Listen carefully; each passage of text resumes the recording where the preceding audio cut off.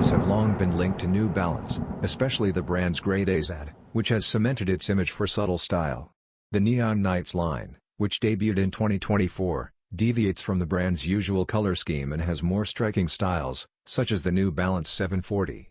The 740 is now carrying on its colorful adventure with the new South Beach edition, which embraces an unusually tropical colorway that demonstrates the brand's ambition to try new things. The South Beach 740, known as Cyber Jade, combines aquamarine with bright pink details on the quarter, outsole, and laces, resulting in a vibrant contrast that is bolstered by overlays of silver and bronze.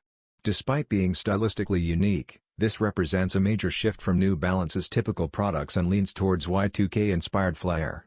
Although the colorway has been surreptitiously introduced at a few retailers, it has not yet been made public through New Balance's official channels. It will be available for $100 on nb.com shortly.